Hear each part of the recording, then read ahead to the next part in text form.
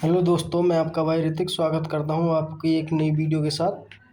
तो दोस्तों, आज की हमारी वीडियो जो है पशुपालन से होने वाली है। तो दोस्तों, ये आज हमारी वीडियो छठी क्लास की है, यानी कि कौन सी हमारी छठी क्लास है, पशुपालन से। ओके, एनिमल हस्बेंड्री है। ये जो वीडियो है UP CATET exam, okay, UP CATET exam, ICAR exam,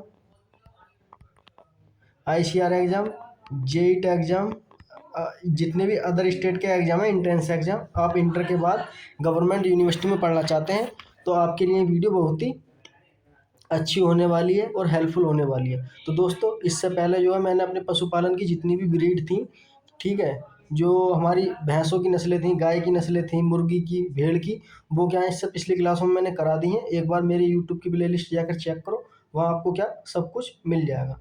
तो दोस्तों, इस वीडियो के अंदर हम देखने वाले हैं बेसिक जानकारी, यानी कि सबसे पहले पशुपालन हम किसे कहते हैं, ये सब चीज़ के बारे में इस वीडियो के अंदर क्या हम जानेंगे छठी क्लास के अंदर, ठीक है। तो इसी प्रकार हम कंटिन्यू करते रहेंगे। तो दोस्तों, एक बात और बता दूं, अगर आप इस चैनल पर पहली बार आए हैं, विजिट कर रहे हैं अपने एग्रीकल्चर ऑन टॉप नॉलेज में, तो आप अपने इस चैनल को सब्सक्राइब कर लें, ठीक है, बेल आइकन दबा दें, जिससे आने वाली हर एक वीडियो का नोटिफिकेशन आप तक क्या पहुंच जाए। तो दोस्तों, एक और इम्पोर्टेंट बात बता दूं, आपके जो है पास अब 3 महीने हैं, आपके क्या बोर्ड एग्जाम हो चुके हैं।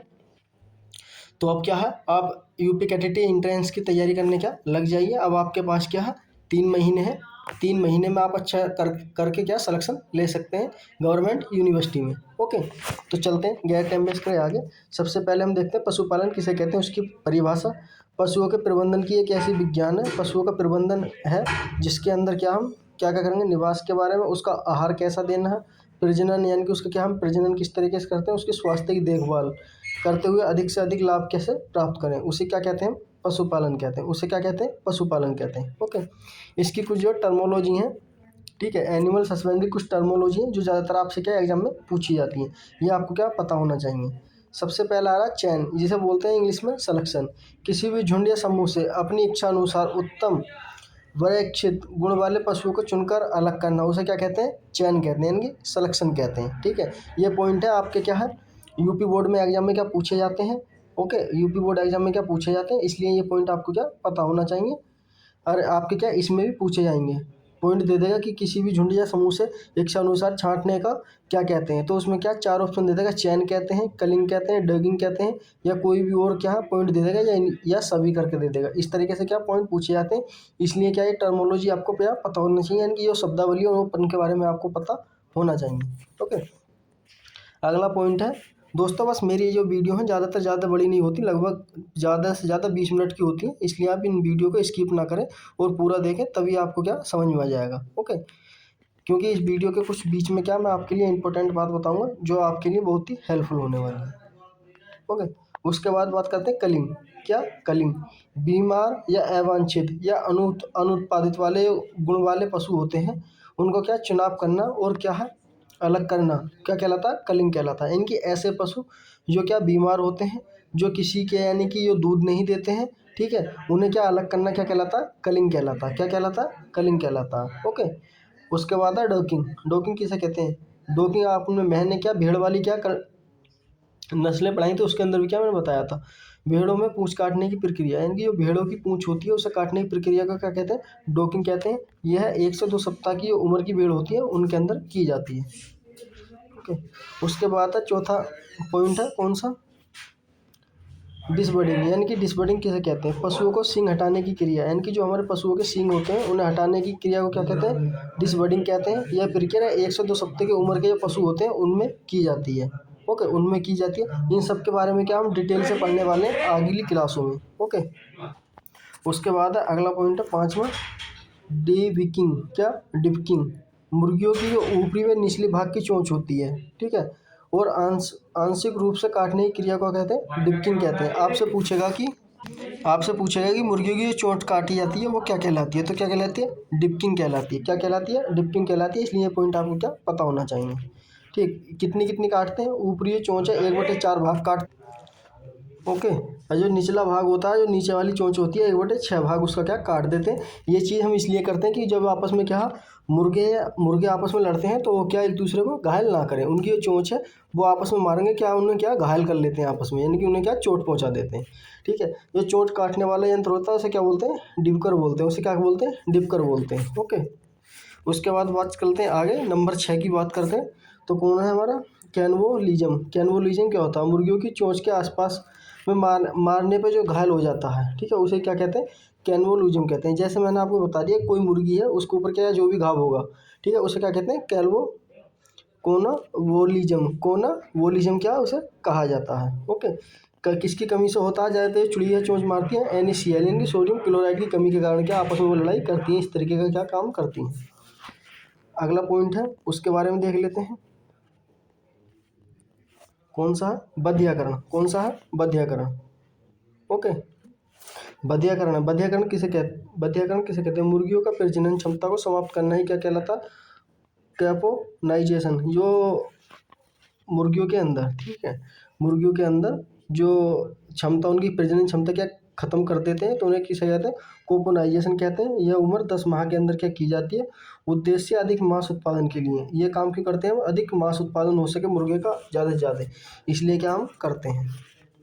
ठीक, उसके बाद बात करते हैं, यही क्या भेड़ों में अपनाते हैं वही सिस्टम। ठीक है, उसके बाद है 8वां पॉइंट है फ्लेक्सिंग। क्या, फ्लेक्सिंग। गर्भवती भेड़ों को ब्याने से 3 से 4 सप्ताह से पूर्व दिए जाने वाला जो अतिरिक्त आहार होता है उसे क्या कहते हैं, फिल्सिंग कहते हैं, उसे क्या कहते हैं, फिल्सिंग कहते हैं। ओके, उसके बाद आगे चलते हैं, अगला पॉइंट देखते हैं, 9वां point, systemic systemic systemic up किसे कहते हैं, गाय व भैंस के ब्याने से 6 सप्ताह पूर्व दिए जाने वाला अतिरिक्त भोजन क्या है, सिस्टमिक अप क्या कहलाता है। डाउन कवर क्या होता है, 10वां पॉइंट है, पशु ब्याने से 15 दिन पूर्व का चरण ही क्या, डाउन अप क्या कहलाता है। ओके, उसके बाद अगला पॉइंट 11वां पॉइंट को देख लेते हैं, कास्टिंग किसे कहते हैं, पशुओं को जमीन पर गिराने की प्रक्रिया को क्या कहते हैं, कास्टिंग कहते हैं। ये 2 प्रकार की होती है, आपसे क्या यूपी बोर्ड में पूछा जाता है, 2 प्रकार के, रिफ्यू विधि और वुरलेज विधि। क्या, रिफ्यू विधि और वुरलेज विधि, ये 2 प्रकार की क्या होती है। उसके बाद बात करते हैं अगला पॉइंट, वोलर। क्या, वोलर इंपॉर्टेंट है ये आपके लिए, मांस के लिए पाली जाने वाली जो मुर्गी होती है उन्हें क्या कहते हैं, वोलर कहते हैं। इसकी अवधि कितनी होती है, 6 से 8 सप्ताह के अंदर क्या होती है। ठीक, उसके बाद है अगला पॉइंट 13वां, क्या है, रोस्टर्स। क्या, रोस्टर, यह भी मांस के लिए क्या पाले जाने वाले क्या मुर्गे होते हैं। ये इनकी अवधि कितनी होती है, 6 से 7 से 17 सप्ताह के अवधि में क्या तैयार हो जाते हैं। उसके बाद है 14वां पॉइंट है, उसे देख लेते हैं, लेयर्स। क्या है, लेयर्स, अंडा उत्पादन के लिए किए जाने वाली क्रिया को क्या, लेयर्स कहते हैं। जो भी क्या अंडा उत्पादन करते हैं, जो हम मुर्गी पालते हैं उन्हें क्या कहते हैं, लेयर्स कहते हैं। अंडा देने की आयु होती है 5 से 6 माह तक क्या अंडा देती है मुर्गी। ठीक है, 72 सप्ताह के बाद अंडा नहीं देती, यानी कि 72 सप्ताह होगा उसके बाद क्या जो हमारी हैन है वो बूढ़ी हो जाती है। ठीक है, बूढ़ी हो जाती है, क्या वो अंडा नहीं देती।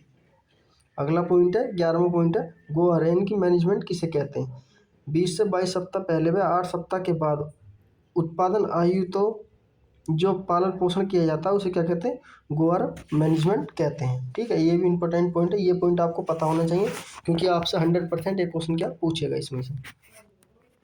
अगला पॉइंट है, देख लेते हैं कौन सा हमारा, 16, टीजर बुल किसे कहते हैं, जो नपुंसक बनाए जाने गए नर को, जो नपुंसक बनाया जाता है उसके जो क्या है अंडकोश होते हैं उन्हें क्या हम नष्ट कर देते हैं। ठीक है, तो उसे क्या कहते हैं, हम टीजर बुल कहते हैं। ठीक, टीजर बुल क्या कहा जाता है, इसका उपयोग क्यों किया जाता है, मादा के मध्यकाल की जांच के लिए किया जाता है। ठीक है, बुलक क्या होता है, वुल क्या होता है, जो बध्यकृत नर पशुओं को क्या लैगिंग या विरसक जो उनके होते हैं नष्ट करना ही क्या कहलाता, वुल कहलाता है। ओके, ये भी क्या कई बार आपके यूपी बोर्ड में क्या पूछा गया था। उसके बाद चलते हैं आगे, उपयोग की बात करते हैं। ये भारी भार ढोने के काम में आता है और क्या कृषि कार्य हेतु के लिए क्या उपयोग आता है। ठीक, उसके बाद है अगला पॉइंट, डंप पेल, यानी कि शक पेन क्या होता है, दूध संग्रहित करने निकालने हेतु छोटे मुंह की बाल्टी होती है उसे कहते हैं डम्ड पेल क्या कहते हैं। ओके, अगला पॉइंट है 18वां पॉइंट, देख लेते हैं क्या कह रहा है, ग्रूमिंग या खुरैरा किसे कहते हैं, पशु की त्वचा व बालों को ब्रश से साफ करना ही क्या कहते हैं, ग्रूमिंग कहा जाता है। आपसे पूछेगा ग्रूमिंग किसे कहते हैं। ठीक है, या ऑप्शन में पूछ लेगा या आपको क्या इस तरह का क्वेश्चन बना के देगा, पशु की त्वचा व बालों को हटाना क्या क्या कहलाता है, तो आपको खुरैरा ना दे के ग्रूमिंग क्या दे सकता है, इसलिए आपको ये पॉइंट भी पता होना चाहिए। तो क्या कहते हैं, ग्रूमिंग कहते हैं। अगला पॉइंट है 19, ग्रेटिंग क्या है? संगमरमर मार्बल के छोटे टुकड़ों को क्या खाना, ग्रेट कर कहा जाता है। ठीक है। आटा चक्की की तरह पीसने का काम कौन करता है? मुर्गियाँ। मुर्गियों में क्या करता है? गिजार्ड होता है, वो किसका काम क्या करता है। ठीक। 20वां पॉइंट है, उसके बारे में देख लेते हैं ये क्या कह रहा है। कैथीटर क्या? कैथीटर पशुओं के शरीर से पेशाब बाहर निकालने का यंत्र होता है क्या? कैथीटर। जब क्या पशु में बंद लग जाता है तो इसकी सहायता से हम क्या पशु को बाहर, उसका जो मूत्र होता है उसे बाहर निकालते हैं, किसकी सहायता है? कैथीटर की। ओके। उसके बाद है 21वां करहरा। करहरा क्या होता है? भूमि को समतल करने का एक यंत्र होता है, उसे क्या कहते हैं? करहरा कहते हैं। पाटा किसे कहते हैं? जुताई के पश्चात भूमि में जो ढले हो जाते हैं उसे तोड़ने के लिए जो यूज किया जाता है यंत्र, उसे क्या कहते हैं? पाटा कहते हैं, जिसे गाँव में बोलते हैं महरिया। ओके। उसके बाद आगे चलते हैं, देखते हैं 23। नयाल किसे कहते हैं? बीज बुआई हेतु का एक यंत्र होता है, उसे क्या कहते हैं? नयाल कहते हैं। एक होती है नाल। नाल का क्या प्रयोग किया जाता है? पशु में दवाई देने के लिए उसका यूज किया जाता है। अगला पॉइंट है 24वां, रिज मेकर क्या होता है? मेड़ में कैरी बनाने का एक यंत्र होता है, जिसे कहते हैं रिज मेकर। ठीक। कल्पा क्या होता है? कल्पा क्या होता है? खरपतवार निकालने वाला एक यंत्र होता है। ठीक है, जिसे क्या कहते हैं? निराई गुड़ाई का यंत्र कहते हैं। ठीक है, उसे क्या कहते हैं? कल्पा कहते हैं। ओके।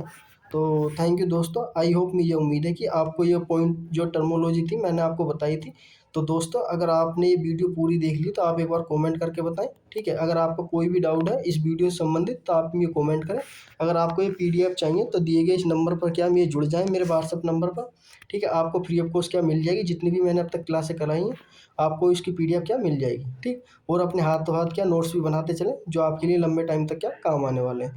तो दोस्तों इसी प्रकार में सपोर्ट बनाए रखें और अपने इस भाई को ज़्यादा से ज़्यादा सपोर्ट करें। देखो जितना आप सपोर्ट करोगे उतनी ही क्या मैं आपके लिए मेहनत करूँगा, और इसी प्रकार क्या नोट्स भी आपको फ्री ऑफ कॉस्ट देता रहूँगा। देखो जितनी भी कोचिंग है मैं नहीं कहता, देखो पढ़ना तो आपको क्या खुद ही है। ठीक। चाहे आप मेरे नोट्स से पढ़ो या किसी और के से पढ़ो, अगर आप चाहते हैं फ्री में नोट्स पढ़ना तो आप इस चैनल को सब्सक्राइब कर लें और अपने दोस्तों तक भी ज़्यादा से ज़्यादा शेयर करें। ठीक है, इस वीडियो को अपने दोस्तों तक भी ज़्यादा से ज़्यादा शेयर करें, जिससे क्या वो भी क्या लाभ ले सकें। तो धन्यवाद दोस्तों, मिलते हैं इसी प्रकार की अगली वीडियो में, तब तक के लिए हमें इजाज़त दें। मस्त रहें, स्वस्थ रहें।